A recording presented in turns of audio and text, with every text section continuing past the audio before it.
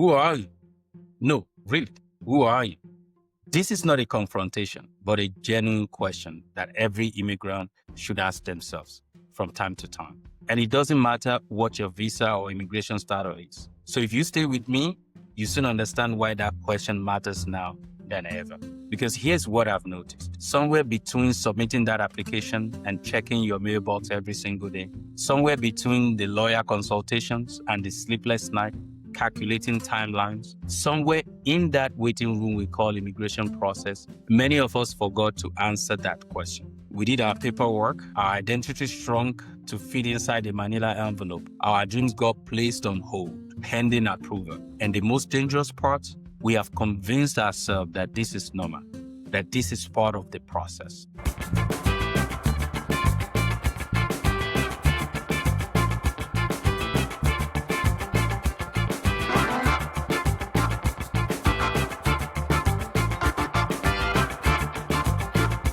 Welcome back to Alien and Stranded. I'm your host, Samson, and today we're having the conversation that nobody prepared you for. The one about what happens to you, the human being, while you are busy becoming a legal resident, a documented worker, a permanent resident. This episode is called Visa, Value, and Validation. Who are you becoming? And if that question makes you uncomfortable, good. That means you're exactly where you need to be. Because today, we're not just talking about immigration, we're talking about transformation. We're talking about reclaiming yourself. We're talking about refusing to let a government process define the entirety of who you are. Stay with me. This might be the most important conversation we have had all year about it. Let me paint you a picture. There's a version of you that existed before you ever thought about immigration. That person had dreams that had nothing to do with visa status. They had passions, hobbies, ambitions that weren't filtered through the lens of, will this affect my status? Maybe that version of you wanted to start a business, write a book, create art, build something meaningful, travel, take risks. That version of you wasn't asking for permission to exist. But then you entered the immigration system and slowly, so slowly you didn't notice, you started editing yourself. You started asking different questions. Can I do this on my current visa?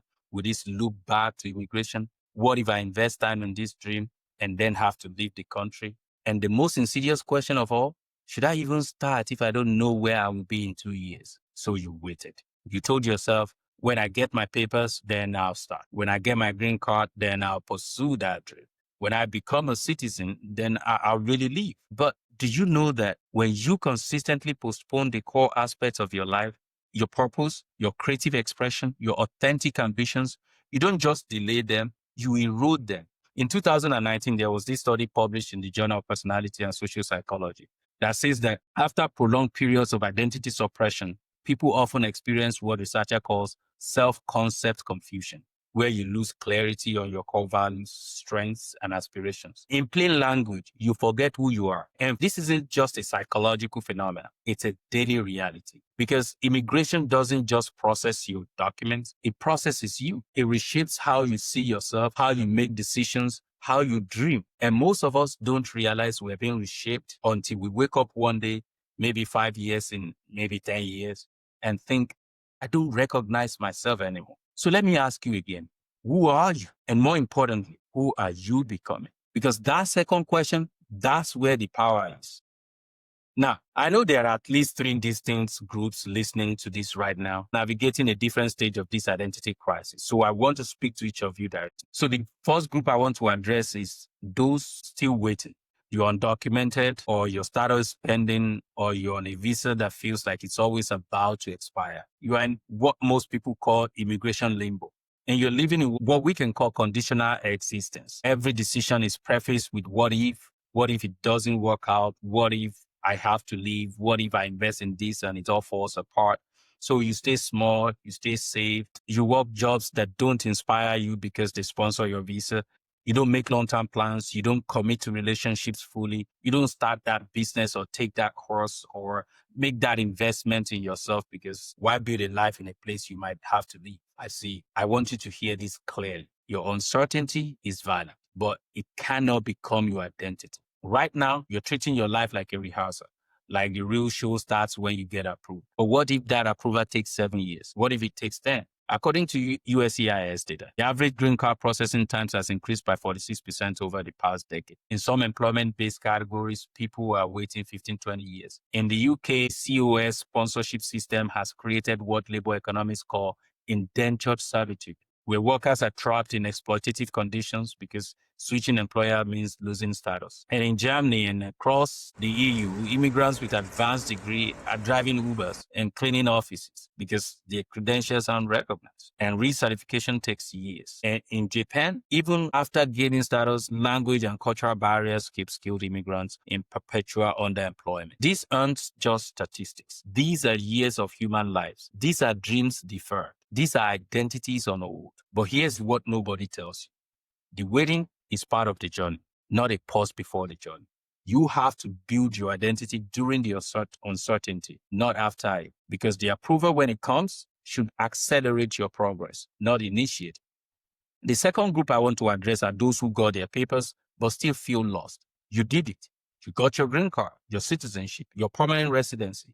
You're documented now, stable, legal, and somehow you still feel empty because you spent so many years defining yourself by what you are chasing, that when you finally caught it, you realized, I don't even know who I am beyond this point. The goal consumed your identity. And now the goal is achieved, there's a vacuum. But here's something deeper happening here. You didn't just lose momentum. You lost years. While you were waiting, life kept moving. Friends back home built businesses. Family members got married, had children. Opportunities came and went. And now you're here, documented or disoriented, asking, what was I even pursuing before all of this? You're experiencing what I call identity debt. The accumulated cost of years spent not investing in yourself, not building toward your true purpose, not nurturing the person you were meant to become. And the most painful part, everyone says congratulations and expects you to be euphoric, but you're not. You're relieved, yes, but also lost. If this is you, I need you to know this. You are not broken. You are recalibrated. And the work ahead isn't about getting more paperwork. It's about reconstructing yourself. So let's talk about the third group, those who are professionally stable but spiritually drifting.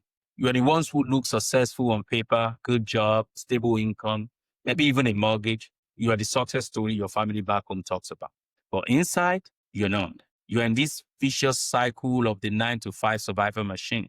You wake up, go to work, come home, repeat. You're earning, but not building. You're surviving, but not thriving. You had dreams once. You had ambitions once that went beyond paycheck.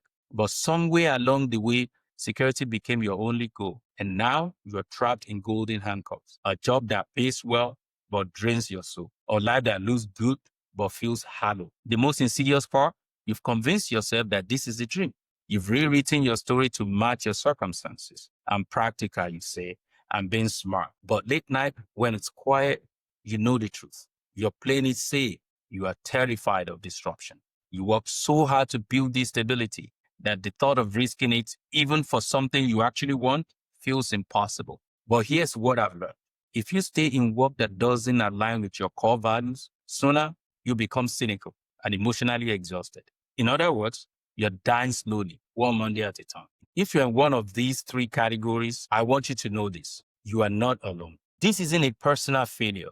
This is the predictable result of a system that treats humans like case files. But it doesn't have to stay this way. Because identity isn't given to you by government, it's built by you, for you, and in spite of everything trying to shape it. And that work starts now. I need to tell you something I've never shared publicly before. I have wanted to start this podcast, the one you are listening to right now, for over 3 years. I had a concept, I had the topics, I had the passion, I could see it clearly. I even wrote episode outlines. I researched microphones and hosting platforms, but I didn't start because I was waiting. I waited 7 years for citizenship. 7 years. And during those 7 years, that wait became the lens through which I saw everything, every decision, every opportunity, every dream got filtered through one question. What if my status changed? What if I start building this platform and then have to leave the country?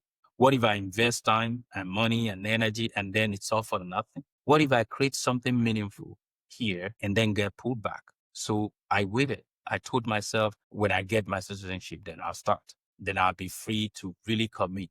then I have the stability to build something real. And you know what happened? Some of my dreams are now 3 years late, 5 years late, 7 years late in some cases. I look at where I am today and yes, I'm grateful. I'm here. I'm doing this. But I can't help but thinking, where would I be if I had started then?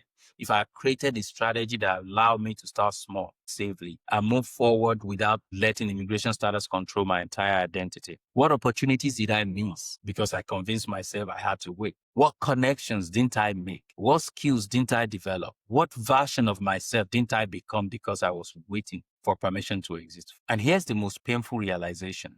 The approval didn't change who I was. It only changed what I could do legally. I was the same person the day after I got approval as I was the same before. Same skills, same dreams, same fears. The only difference, I had spent 7 years telling myself I couldn't start. And that belief didn't disappear just because a government letter arrived. I had to unlearn the waiting. I had to rebuild the part of me that believed I was allowed to dream big, take risk, and build something meaningful. And that was harder than the immigration process itself.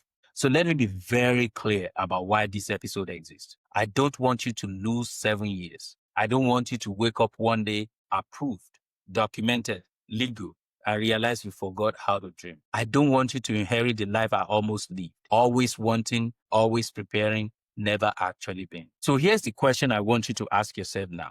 If your visa is denied tomorrow, who are you? If your visa is approved tomorrow, who are you? If your answer is the same in both scenarios, congratulations. You've protected your identity from the chaos of immigration.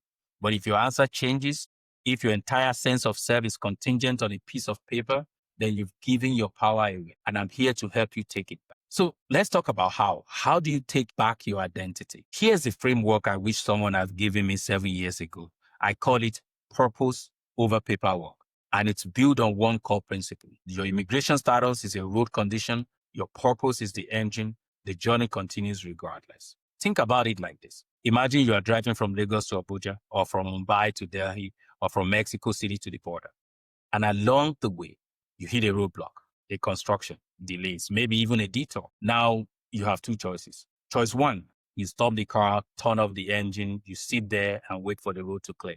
Maybe it takes hours, maybe a day or two. You just wait. And while you are waiting, time eludes you, your confidence erodes, your sense of direction fades. By the time the road clears, you have no energy left, you've lost motivation, time no longer on your side, so the journey itself is now meaningless. Choice number two, you keep the engine running, you pull out a map, you find alternative routes, you may progress differently, maybe slower, maybe not in the direct path, but you keep moving. You learn new routes, you appreciate new scenarios, you build new skills that will serve you wherever you end up. You clarify your purpose so that when you finally get back on the straight road, you don't just accelerate, you fly. Immigration is the roadblock. Purpose is the engine. And most of us make choice one. We stop, we wait, we surrender our entire identity to the road condition. But I'm asking you to make choice number two. Here's what that looks like in